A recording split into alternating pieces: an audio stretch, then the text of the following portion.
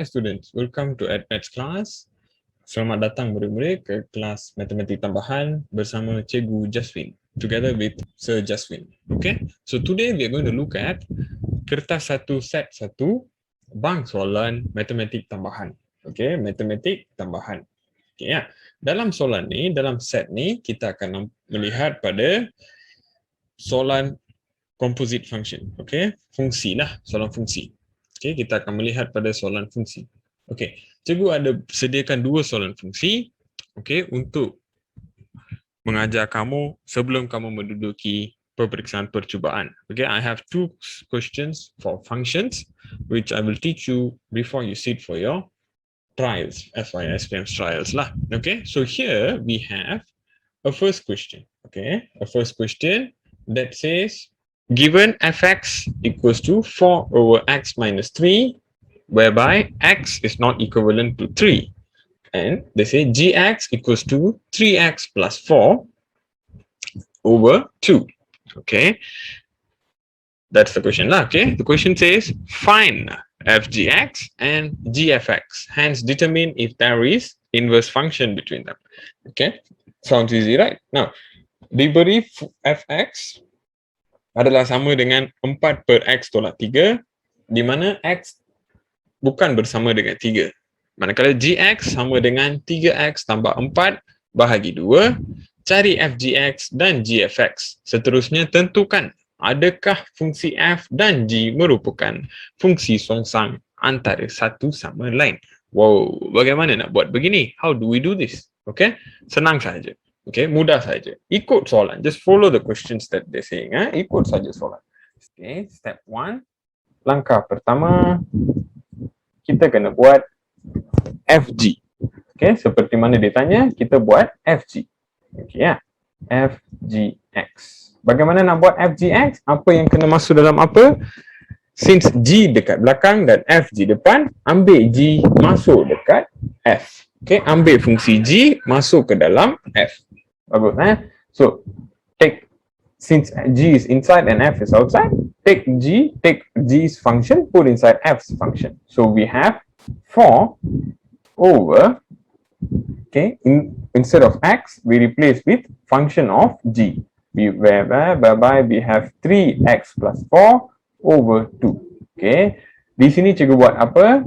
Cikgu ambil fungsi G, masukkan ke dalam fungsi F. Okay, di tempat X pula, cikgu gantikan dengan fungsi G.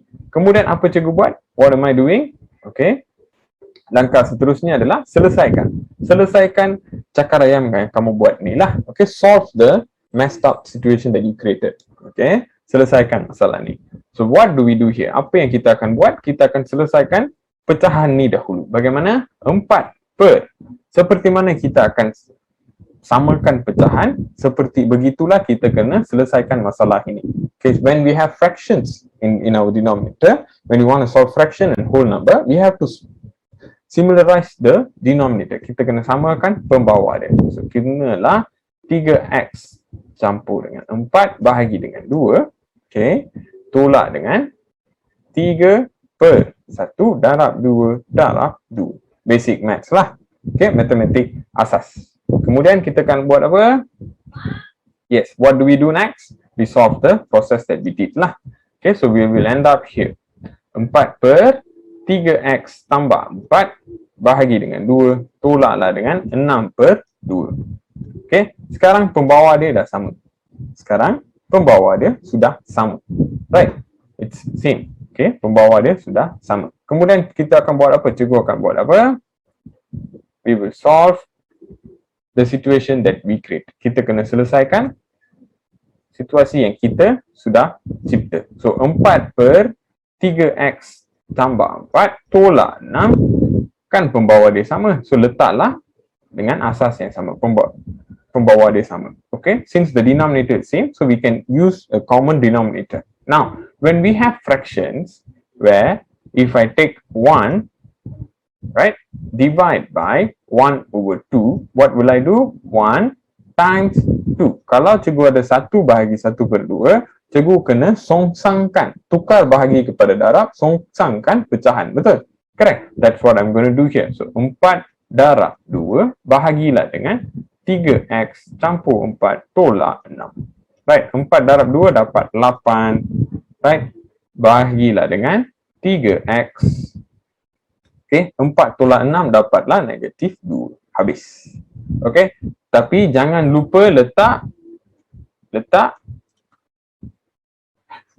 jangan lupa letak apa yang tak sama dengan x. Okay, don't forget to give the comment.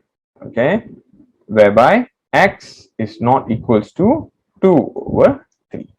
Okay, don't forget to do this. Then, apakah langkah seterusnya? What is the next step? Langkah kedua. Okay, what is the next step? Langkah kedua. Step 2. What do we do here? Apa kita kena buat? What do we do? Kita kena cari GFX pula. Cari apa? GFX. Langkah yang sama juga. Sekarang, terbaliklah. Ambil F, masukkan dalam G. Ambil F, masukkan dalam G. Di mana kita ada, okay, di mana kita ada 3. X tu cikgu gantikan dengan fungsi F. Okay, the place where I have X, I'll replace it with F's function. X 4 per X tolak 3. 4 over X minus 3 plus 4 divided by 2. Bahagilah dengan 2. Bahagilah dengan 2. Correct? So, bila kamu selesaikan the whole process, tadi pecahan di bawah, sekarang pecahan di atas pula. Kan? Pecahan di atas pula. Right? Okay? Bila kamu selesaikan sebahagian tu, kamu akan dapat 3 darab 4 dapat 12. Bahagilah dengan X tolak 3 tambah 4. Bahagilah dengan 2. Okay? This is your GFX. Jangan lupa. So, cikgu akan sambung di sini. I will continue here. Cikgu akan sambung di sini. Maka cikgu ada GFX sama dengan 12 per X tolak 3, betul? Right, I have 12 over X minus 3. I will continue down here. So, what do I do? Make the denominator same. Samakan pembawah lah. So, 4 darab X tolak 3, 4 multiply with X minus 3 divided by X minus 3. Right? Divide the whole thing by 2. Bahagilah semua tempat tu dengan 2 sebab pembawah dia masih 2, betul? Right. Now, what do we do next? Apa yang kita kena buat seterusnya? What do we do next? Okay. So, sekarang pembawah dia dah sama kan? Right. Pembawah dia dah sama. So, apa kita akan buat? 12 tambahlah dengan 4x tolak 3. Tolak 12. Right? That's what we do, right? Okay. So, when we want to solve this part, what do? We have the same denominator, so we can put a common denominator at the bottom. What do we do on the top numerator? We can just add them together. So we will have 12 added with 4x minus 12. Right? That's what we have. Now, what is the common denominator? Apakah pembawah yang sama? X tolak 3. Apa lagi kita ada? Bahagi dengan 2. Semua benda ni kita bahagi dengan 2. Right? Seperti mana cikgu bagi tahu tadi, as what I said just now, seperti mana cikgu bagi tahu tadi, jika kamu ada 1 bahagi 1/2, jika kamu ada 1 bahagi 1/2, kamu kena songsangkan. Maka dia jadi 1 darab 2/1. Betul? Betul lah? Now, samalah juga di sini. Okay? Samalah juga di sini. Maka kita akan buat apa? What do? We will do, kita akan songsangkan 2 tu pula. Kita akan songsangkan 2 tu pula. Okay? So, maka kita akan dapat 12 campur dengan 4x tolak 12 bahagilah dengan 2 darab x tolak 3. Pecahan biasa, simple fraction. Okay, and what do we do with the 2? As I said just now, 1 divided by 1/2, it becomes 1 multiplied 2. Right? You reverse the fractions. Therefore, the same thing I'm going to do here, 2 multiply with x minus 3. It's the same thing, right? Now you can clean up what you have done here. So you will have 4x divided by 2x minus 3. Right? Okay? Also, do not forget to write the comment. Jangan lupa tulis apa yang x tak sama dengan. Right? It's easier if you leave it in a bracket form lah. So you can just directly write 3. Okay, you can just directly write 3. If you expand the bracket, you will still get the same comment, just that you have to divide the 6 by 2. Simple as that.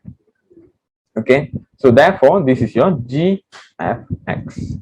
Now, continuing with the last question, where they said, hence determine if there's a inverse function between them. Okay, okay. Selepas kita habiskan bahagian terakhir ni, kita cari GFX. Okay, jangan lupa soalan seterusnya iaitu tentukan adakah fungsi f dan g mempunyai fungsi songsang antara satu sama lain. Okay, so daripada kita dah dapat, daripada jawapan yang kita dapat ni, okay, boleh tak kita tentukan? Boleh ke? Ya, boleh. Bagaimana? Kan jawapan dia tak sama, jawapan GF dan jawapan FGX adalah bukan sama, kan? Adalah bukan sama, maka kita boleh bagi tahu, kita boleh kita boleh muktamadkan bahawa we can justify that, okay, we can justify that they do not have a common or they do not have an inverse between them. Apakah yang tentukan mereka akan mempunyai songsang antara satu sama lain bila kedua-dua jawapan GF dan FG adalah sama. When do we know the inverse function occurs or not? When both GF and FG have the same output, okay, have the same answer. Therefore, since they are not the same, hence we can say, okay, maka kedua-dua fungsi tidak mempunyai fungsi songsang antara satu sama lain, ataupun tidak mempunyai fungsi songsang pun works. Okay, fungsi songsang. Or in English you can say, okay, so same sentence, okay, FGX is not equals to GFX, which is not providing the same answer, same output. Therefore, I can say, okay, hence both the functions, okay, both the functions, okay, are not having, do not have an inverse function. Done. Full stop. Finish. Okay, full stop. Okay. Okay, let me recall the steps again. The steps are easy. First step, find out your FG. Then second step, find out your GF. Okay, then third step, find out whether they have inverse function or not. Okay, cikgu ulang sekali lagi cara dan langkah menyelesaikannya ialah langkah pertama cari FG, langkah kedua cari GF. Okay, kemudian langkah akhirnya adalah tentukan sama ada dia mempunyai fungsi songsang atau tidak. Itu saja. That's all. Okay. So if you have any questions regarding this, you can just leave a comment down there. Okay, you can just leave a comment down the section. Okay, yeah.